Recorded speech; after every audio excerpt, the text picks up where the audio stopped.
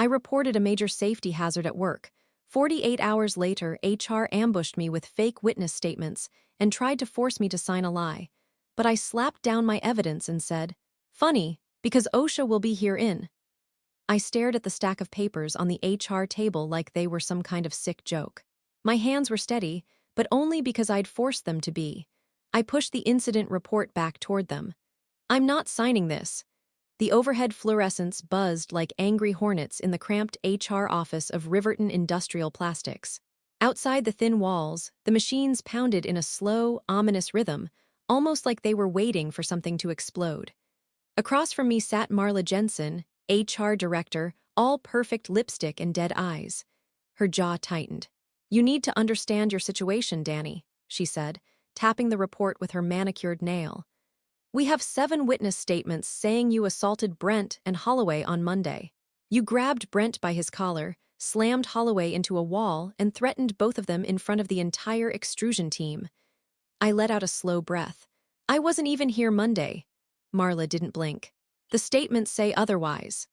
Next to her, Brent Holloway, production manager, ego the size of the building, leaned forward, his wedding ring clicking against the table like a warning. "You've been hostile ever since you filed that bogus safety complaint," he said. "This is your chance to take responsibility before things get irreversible." It was almost funny. 6 months ago I might have cried, begged, tried to defend myself, not now. "I was at St. Luke's Oncology with my father all day Monday," I said. "Check the visitor logs." Brent smirked. "How convenient." "And unnecessary," I shot back.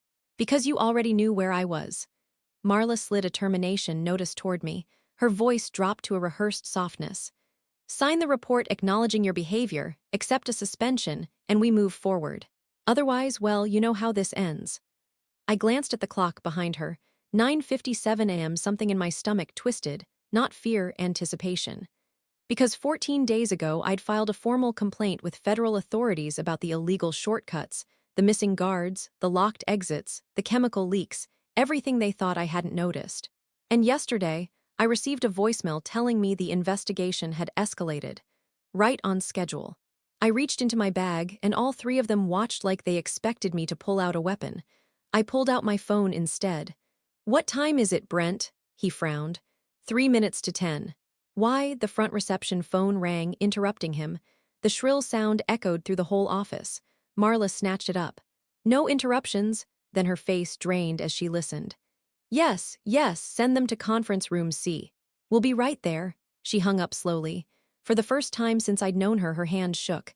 Brent stared. "Who was that?" Marla swallowed hard. "Federal inspectors, from the Chemical Safety and Hazard Board." I stood.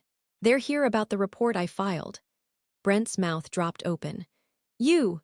And I'd recommend you start thinking about the missing emergency doors, the flammable storage violations, and the falsified injury logs," I said, slinging my bag over my shoulder. "Because they'll be asking." Marla's voice cracked. You planned this." I stepped closer. "No, you did when you tried to frame me." Footsteps approached down the hallway, heavy ones, more than one set. Brent turned pale. Marla's breathing hitched. Holloway whispered, "This is bad." But none of them knew the worst part. Not yet, because this wasn't just a safety inspection. And the real investigators, the ones they didn't know were coming, were already in the building too. I opened the door just as someone knocked from the other side, and everything exploded at once. People always assume whistleblowers are brave from the start. They imagine someone bold, someone who stands up easily, someone who doesn't hesitate. That wasn't me. I was just Danny Mercer, 33, quality tech at Riverton Industrial Plastics in Columbus, Ohio. Quiet, overlooked, too patient for my own good. The kind of person managers loved because I stayed late and didn't complain, even when I should have. My father used to call me the fixer, the one who tried to smooth things over. Maybe that's why they thought I'd never fight back. I'd worked at the plant for almost 8 years. Back when it was small and still family-owned, it wasn't so bad. But everything changed 2 years ago when Advena Materials Corp bought us. Overnight, we went from being a scrappy local operation to one cog in a massive, profit-hungry machine. The first changes were subtle. Safety meetings moved from weekly to maybe monthly, if someone remembered. Maintenance requests sat unanswered for weeks. New hires were pushed onto machines they barely understood. Production quotas doubled without new staffing. Still, we adapted. We always did. But things crossed a line the day Brent Holloway took over production. He was what I call a clipboard tyrant. Always barking orders, always threatening write-ups, always telling us safety slowed us down. And he had an ally, Carson Hale, the engineering manager who believed any piece of equipment could be persuaded to run faster if you disabled enough safety features. Then came Incident 1. A temp named Miguel was assigned to the shredding line even though he barely had 2 hours of training. The safety stop had been bypassed weeks earlier to increase efficiency. The machine jammed, Miguel reached in, because that's what Brent yelled at him to do, and the blade caught the sleeve of his hoodie. 1 second he was screaming, the next he wasn't. 2 fingers gone, just like that. I remember the blood, how it splattered across the floor tiles like paint, how Brent's only reaction was, get him to urgent care before corporate hears about this. Miguel was let go 2 days later. Violation of protocol, they said. I found out months later he couldn't find work anywhere because they claimed he'd been negligent. Something broke inside me that day, but I stayed silent. I needed the job. My father's medical bills were eating every spare dollar I had. He had stage IV colon cancer, and even with Medicaid, we were drowning. Then came Incident 2. A chemical reaction in the heating tanks released toxic fumes on line 3.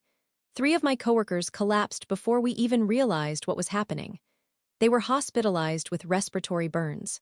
Marla from HR told us to say it was a minor malfunction and that the workers were overly sensitive.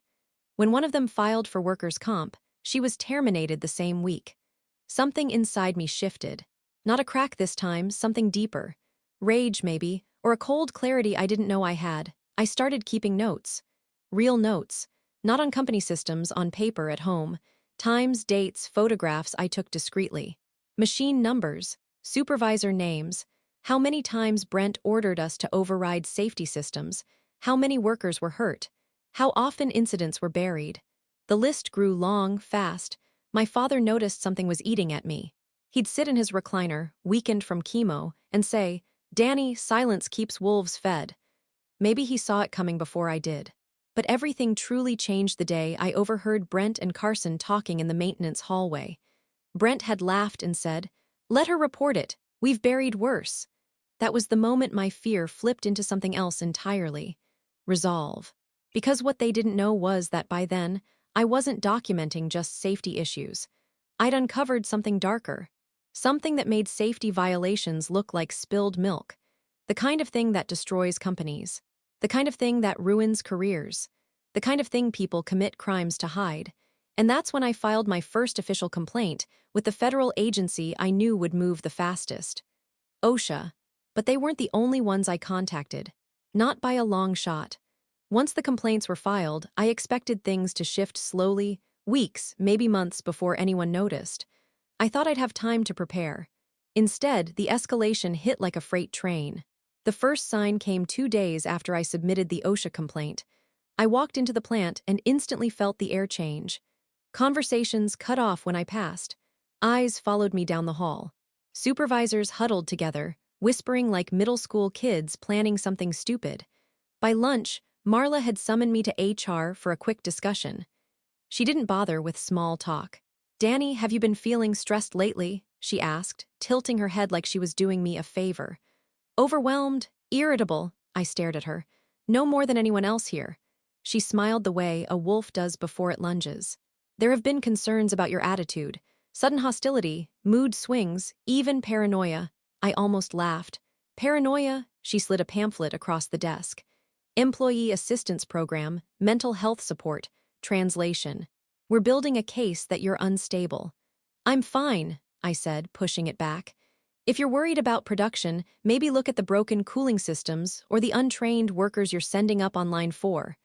Her smile cracked, just for a second. There it was, the fear of what I knew.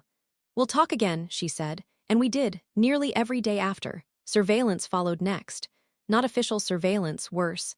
Petty, poisonous rumor mill surveillance. Suddenly people I'd worked with for years stopped being friendly. Conversations shifted when I walked into break rooms. My locker was open twice. My tool bag went missing. A supervisor, accidentally, erased inspection data I had signed off on. I finally caught Brent watching me from the mezzanine one afternoon, arms crossed, lips curled in a smirk. He didn't even try to hide it. Normally, I would have backed off, kept my head down, but something in me hardened. So I kept documenting, and then Incident 3 happened. This one wasn't an accident. I'm still convinced of that.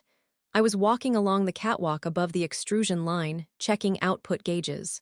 A railing section had been repaired weeks earlier, or so maintenance claimed. As I leaned slightly over to see the lower gauge, the railing shifted under my hands. Then it gave out. I slipped forward, caught myself only because my boot snagged on a bolt sticking up through the metal grate. I grabbed the nearest crossbar and pulled back hard. If I'd fallen, it would have been a 15-foot drop onto moving equipment. I'd seen what those machines could do to solid plastic. When I reported it, Brent showed up 5 minutes later. He examined the broken railing and shrugged. "Metal fatigue," he said. "Happens. It was welded last month. And welds fail. You're lucky you're light." I stared at him. "Why wasn't the weld reviewed? Why wasn't it inspected?" He smirked. "Maybe it was. Maybe you missed the memo." That was the first moment I realized something terrifying. They weren't just trying to intimidate me. They were trying to set me up for an accident, or a disappearance. But this was still just surface-level rot. Because around that same time, I started receiving anonymous messages at home. Paper, not digital, slid under my door, left on my windshield. One note said, "Stop digging. You're not ready for what you're about to find."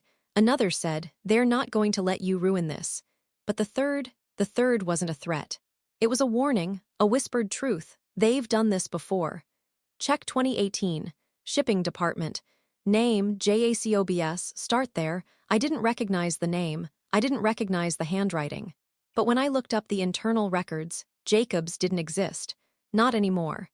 And the year 2018, the year marked on the note, was the same year Advena Materials had acquired us. Which meant whoever Jacobs was, whatever happened to him, it was covered up, buried, erased, and I had just kicked a hornet's nest much bigger and darker than a safety complaint. I didn't sleep that night. I sat at my kitchen table with the lights off, rereading the anonymous note about Jacobs until the letters blurred. Whoever sent it knew something big enough to risk leaving a paper trail, something worth hiding for 6 years. The next morning, I got to work early and headed straight for the records room. Marla controlled personnel files, but maintenance logs, old injury reports, and shipping records were stored separately.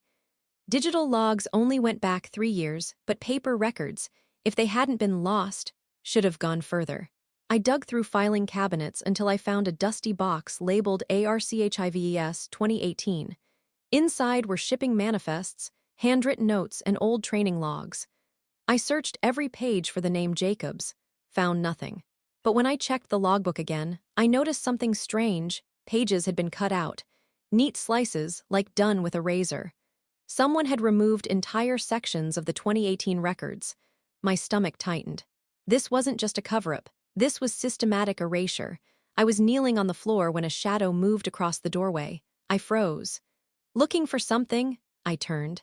It was Carson Hale, the engineering manager. He was usually calm, too calm, like someone who kept secrets for a living. But today something dark lived behind his eyes. "I needed older maintenance logs," I said casually, though my heartbeat wasn't casual at all. "The digital files are incomplete." Carson stepped inside, closing the door behind him. "You know those files aren't for general access." "I didn't realize safety documentation was restricted," I shot back. "It is," he said smoothly, "when someone has a history of misinterpreting information." There it was, a warning. I'm just doing my job. Carson crouched in front of me, his face level with mine. "You're digging in places that don't concern you, Danny." "Safety concerns me." He smiled, but it wasn't a smile at all. "You don't understand what you're stepping into." I looked right at him. "Who is Jacobs?" The smile disappeared instantly. Gone. His whole expression hardened into something cold and brutal. And then the door swung open. "Danny," a familiar voice said. "What are you doing?" It was Leela, my coworker, my friend. The one person in this whole place I still trusted. We'd started the same year, shared lunches, inside jokes, even rides home when her car was in the shop. She knew everything about what I was dealing with. She'd been my only anchor in this hellhole. She stepped inside, saw Carson, saw the open box. Her face tightened, but not with confusion, with something like dread. "Danny," she said quietly, "you need to come with me." "Why?" She didn't answer. She looked at Carson, and he nodded. That single nod told me everything. Something twisted in my chest hard. I followed Leela down the hall, trying not to panic. "What's going on?" I asked. She didn't look at me. We stopped outside HR. Marla stood there, waiting, holding a folder. "Danny," she said, "we need to discuss your conduct." "My conduct?" I scoffed. "Are you kidding me?" Marla opened the folder and pulled out printed screenshots, dozens of them. Emails, messages, except they weren't mine. They were fake. Emails written to anonymous reporters, threatening to expose everyone, demanding compensation, promising to destroy Advena materials. All signed with my name. My throat closed. "What is this?" Marla folded her arms. "You tell us." "These aren't mine," I said. "None of them," Leela finally spoke. "Danny, they came from your login." My breath stopped.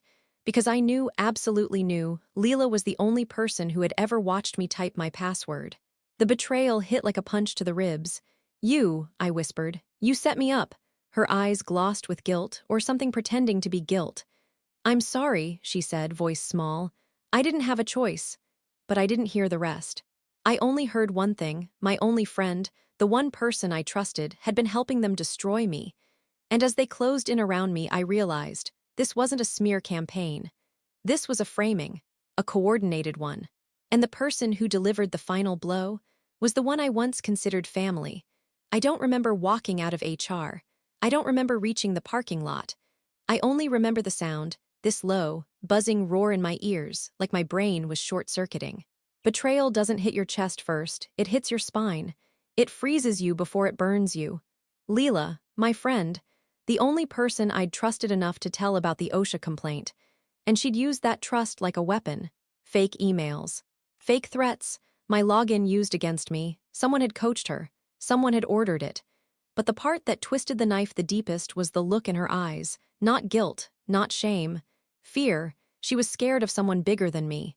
I sat in my car until my hands stopped shaking. Then I drove home. Dad was asleep in the recliner when I got in. Chemo knocked him out most afternoons. I covered him with a blanket and slipped quietly into the kitchen. My mind was a wreck, but my instincts were ice cold. If they were fabricating evidence, framing me, destroying records, then my job wasn't just to protect myself, it was to catch them. And catching them meant being smarter than they were. Quieter, colder, more patient. I grabbed a notebook from the top cabinet, my real one, the one I never kept in the house. I kept it hidden, duct-taped under the bottom drawer of my dresser. Every time I added something to it, I rewrote the page in tiny print: dates, violations, photos, timestamps. But now I needed something more than notes. I needed proof they couldn't twist or delete. I needed their own words. So I planned. Step 1, stop acting panicked. If a predator senses fear, it pounces. Brent and Carson needed to think their little setup had worked, that I was cornered, scared, and stumbling. Step 2, keep close to Leela. If she'd been used once, she'd be used again. And scared people make mistakes. They confess accidentally. They vent. They crack. Step 3, get leverage, not safety violations, not missing guards. I needed something criminal, something federal, something big enough that Advena Materials could never bury it. And I knew exactly where to start. Back in 2021, during a late-night shift, I'd found a crate of rejected injection mold components, parts that failed tensile strength tests but had been cleared for shipment anyway. A supervisor told me to update the numbers to match last year's batch, and I refused. A week later, the crate had disappeared. If they were forging quality reports back then, they were probably still doing it.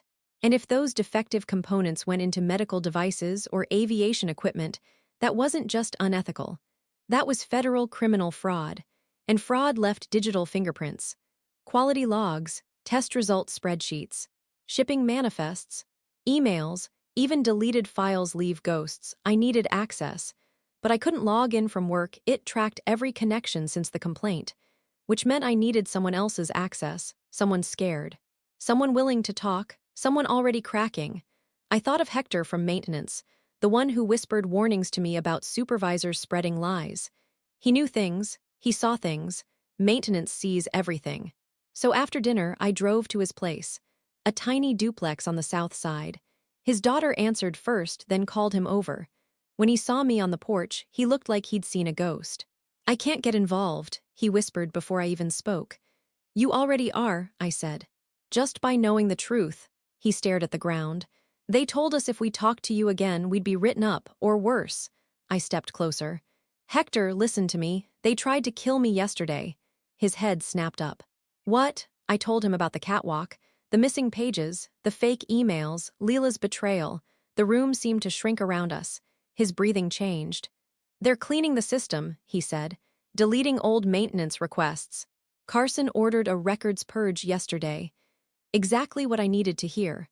"Hector," I said quietly, "I need access to the maintenance server. Just login credentials, nothing more." He swallowed hard. "If they find out—" "They won't," I promised. "And if you don't help, more people will get hurt." He closed his eyes for a long moment, then nodded. He handed me a folded slip of paper with a username and password. "Do it fast," he whispered, "before they wipe everything."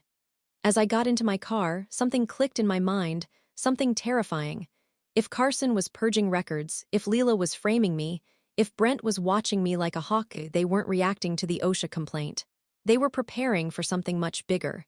Something that hadn't fully surfaced yet. Something tied to Jacobs and the missing records and the anonymous warnings. And tomorrow, I was going to rip it wide open. That night after Hector gave me his login, I didn't hesitate. I wasn't sleeping anyway. My nerves felt like frayed electrical wires, sparking, twitching, burning. So I made coffee, shut the curtains, turned off my phone, and powered up my old laptop. I logged into the maintenance server using Hector's credentials. The system was slow, old, rundown, like everything else at Riverton Industrial. But the second I got in, I saw it. Over 200 files marked for deletion. Every one of them tagged Archive Consolidation CH, Carson Hale.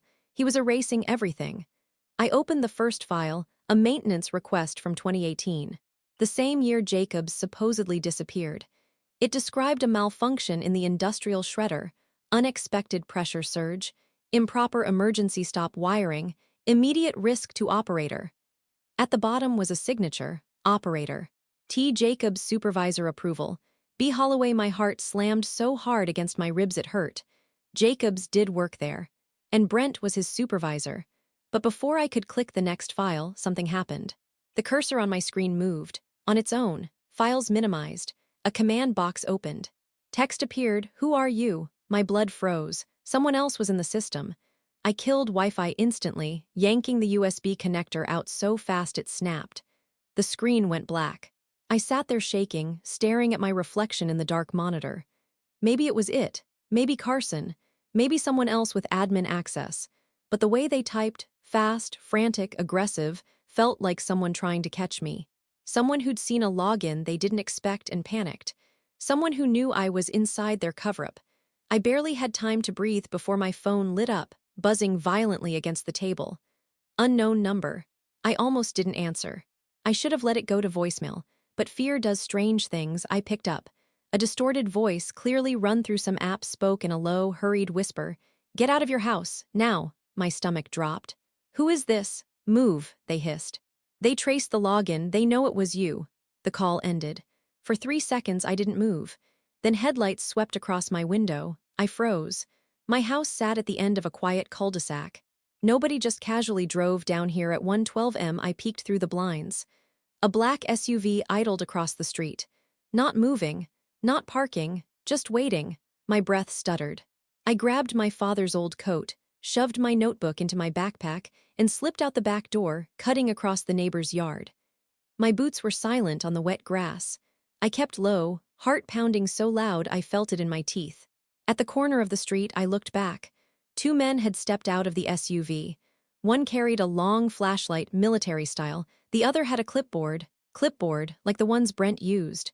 They weren't cops. They weren't security. They were company men. And they were here for me. I ducked behind a fence and didn't breathe until I reached the next street over, where I'd parked my father's old truck earlier, by accident, but thank God I had. I climbed in, locked the doors, and peeled away, not turning the headlights on until I'd made 4 turns and crossed a main road. I drove for 20 minutes before pulling into a deserted grocery store lot. My hands shook so violently I had to brace them against the steering wheel. Whoever warned me, whoever was on the other end of that distorted call, they saved me. But they also knew exactly what was happening inside the plant. Which meant they weren't an outsider. They weren't a friend. They weren't a random witness. They were someone inside the company. Someone with access, someone watching everything, someone who knew about Jacobs, about the purge, about the fraud, about the setup. Someone who needed me alive. For now. And as I sat in the dark lot, heart thundering, it hit me. The anonymous warnings, the tips, the sudden urge from certain supervisors to push me out. It wasn't all coming from Brent or Carson. There was a fourth player in this game, someone higher, someone dangerous, someone hidden, someone who wanted the truth exposed, but only after everyone else took the fall. And I was their pawn. No, I was their weapon. By sunrise, I'd barely slept an hour, parked behind an abandoned strip mall on the far edge of town. My hands smelled like cold coffee and fear, but I knew I couldn't hide forever. Hiding wasn't going to stop the tidal wave coming. So I drove, not home, not to the plant, to the only place I still felt invisible, the public library downtown. I walked to a back table, plugged in my laptop, and logged into a secure drive I kept offline. Only then did I let myself breathe. Whoever called me last night wasn't trying to protect me out of kindness. They were protecting their investment, their plan, their cover. And if they needed me alive, it meant they needed me to do something for them. But what?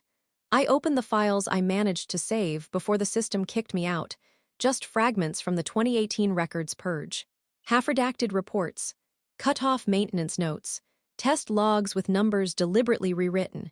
Every file told the same story. Riverton Industrial Plastics wasn't failing by accident, it was failing by design. But why? I searched every document again for the name Jacobs. Nothing new. No first name, no address, no emergency contact, just a ghost in an old log. Until I opened the one file I'd overlooked, a scanned resignation letter. It was blurry, low resolution, like someone wanted it unreadable. But I could still make out a few lines. Refused to sign off on shipments that fail structural integrity. Holloway instructed me to alter the reports. If these parts go into pediatric IV pumps, failure rates could. Then the last line. If anything happens to me, it won't be an accident. My skin crawled. Jacobs hadn't resigned. Jacobs had been erased. I leaned back, trying to steady my breath. And that's when I realized someone was standing behind me. I turned sharply. A woman in a gray blazer, mid-40s, sharp eyes, a face I didn't recognize, but she recognized me. "Danielle Mercer," she said quietly. "We need to talk." My stomach dropped. "Who are you?" She slid a badge onto the table. ADL Compliance Division, internal corporate oversight, the kind of badge only people at the very top carried. "I'm Alana Voss," she said, "and you've been disrupting a very delicate situation." She sat across from me without asking. I didn't speak, I couldn't. I kept waiting for her to tell me I was being arrested or followed or silenced. Instead, she folded her hands calmly. "You've been digging into Jacobs." "Yes," I managed. "And into Holloway." "And Hale, yes. And into the altered records, the falsified shipments, the fraud." My pulse hammered. "So you know." "Oh, I know everything." She smiled without warmth. "I know because I orchestrated half of it." I felt the world tilt. "What?" Her expression didn't change. "The shortcuts, the falsified pass-fail logs, the production pushes. I approved them, all of them, but I needed someone to expose the right things at the right time." My mouth went dry. "You used me?" "Yes," she said plainly, "very effectively." The library felt suddenly too quiet, too still, like the building itself was holding its breath. "Why?" I whispered. She leaned in, her voice low, deadly steady. "Advena Materials isn't failing," she said. "It's collapsing. Years of mismanagement, corruption, liability, stock manipulation. And if the federal agencies trace the fraud back to corporate headquarters, the entire company folds. Tens of thousands of jobs, billions lost, maybe even prison time for people far above my pay grade." My hands shook. "That still doesn't explain why you pushed me into it." She smiled. "Because we needed a scapegoat for the lower-level wrongdoing, Holloway and Hale. They were always going to be sacrificed, but we also needed someone untouched, someone believable, someone with a moral compass and a clean record." Someone the investigators would trust. My breath turned hollow. You needed a whistleblower. No, Alana said softly. We needed a weapon. Someone who would shine a flashlight exactly where we wanted attention on the plant. The managers. The mid-tier corruption, not the top, never the top. My chest tightened painfully. What happened to Jacobs? Her eyes hardened into something cold and merciless. He refused to play the part. He threatened to expose everything top down. What did you do to him? She didn't blink. We removed him. Removed. Not terminated, not transferred, removed. A shiver crawled up my spine. And if I cooperate? I asked quietly. Her smile returned, thin, controlled, terrifying. Then Holloway and Hale take the fall. The plant survives. You become the face of corporate reform. A hero, you save hundreds of jobs. And if I don't cooperate, she leaned closer, then you'll disappear the same way Jacobs did. My heartbeat roared in my ears. This wasn't about safety, or justice, or revenge. It was about consolidation of blame, corporate self-preservation. And I was the hinge they needed to make their whole narrative swing. I had just learned the truth. The real villain wasn't Brent or Carson or even Leela. It was someone above them, someone pulling every string. Someone who had already gotten away with this once. Someone who wasn't afraid to erase people. And I was next if I didn't figure out how to turn the entire game against her. I didn't answer Alana right away. I just stared at her across that silent library table, hearing my pulse thud like a war drum. She had just admitted, calmly, like she was discussing the weather, that she'd removed a man for refusing to cover up fraud. And now she expected me to play along, to be her puppet. Her hero. Her shield. I thought of Jacobs. I thought of my father, withering in a recliner while men like Brent and Hale cut corners to fatten bonuses. I thought of Leela betraying me out of fear. I thought of the fake emails, the erased records, the men outside my house last night. Mostly, I thought of the trap she'd willingly admitted. She needed me alive so she could aim me. Fine. Let her aim, but not where she expected. I swallowed a steadying breath. What do you want me to do? I asked quietly. Alana smiled, the first real smile I'd seen from her. Give investigators exactly what they need. The plant-level corruption, the falsified maintenance reports, the quality testing failures, everything that paints Holloway and Hale as the center of the rot. And the higher-ups? I asked. They stay out of it, she said firmly. Just like Jacobs should have done. Then she leaned back. Do this and you walk away untouched. You'll even look like a hero. I nodded slowly, pretending to consider it. Okay, I said. I'll cooperate. Her eyes gleamed with triumph. But here's the thing about people like Alana. They think they're the smartest in every room. They think puppets don't know they're puppets. They think control is the same as invincibility. They never expect someone to reverse the strings. I left the library and drove straight to the place she'd never expect. Not OSHA, not local police. The Federal Field Office handling Advena Materials' multi-division fraud investigation. The one she didn't know I'd already been working with for weeks. Agent Rivera met me in a private room with the blinds closed. When I told her everything, Jacobs, Leela, the purge, the SUV, and finally Alana's offer, Rivera didn't interrupt. She didn't blink. When I finished, she sat back with a long exhale. I knew there was a bigger piece, she said. I just didn't know it had a face. I slid the drive across the table. Every record Hale tried to delete, every altered test log, every fraud trail I could save, and a partial copy of Jacob's letter. Rivera nodded once. This is enough to justify simultaneous warrants. On the plant, Rivera shook her head. On corporate headquarters and on Voss's home. My chest tightened. Danny, she said, her voice softening, you just brought down the person responsible for all of it. I didn't cry. I didn't smile. I didn't feel triumphant. I felt ready. The next 48 hours hit like a tidal wave. Federal agents flooded Riverton Industrial Plastics at 7:14 a.m. Another team hit Advena's corporate tower in Chicago at the exact same minute. A third team executed a warrant at Alana Voss's gated home in Oak Park. Holloway was escorted out in handcuffs before the first shift even started. Hale tried to run, agents caught him in the parking lot. Marla was detained for obstruction. Leela just cried as they walked her out. I didn't look away. She did. And Alana. She was walked out of her immaculate house with her wrists bound, her expression furious. Not panicked, not confused, furious, like she couldn't comprehend the idea of losing. As she was placed in the back of the car, she caught sight of me standing across the street with Agent Rivera. Our eyes met. Her face twisted in rage. Not fear, not betrayal, pure rage, because she finally understood. The weapon she tried to use had fired in the opposite direction. 6 months later, Riverton Industrial is under new ownership. Every single worker got restitution. Safety is no longer a punchline. My father passed peacefully 2 months ago. He knew before he died that I fought back, that I didn't stay silent. And me? I work full-time with the state's Industrial Oversight Division now, helping investigators uncover the kind of rot I once lived inside. The ending wasn't pretty, but it was honest. And it was mine. Alana, Holloway, Hale, and Marla will spend years answering for the damage they caused. Leela wrote me from jail once. I didn't respond. Some betrayals don't deserve closure.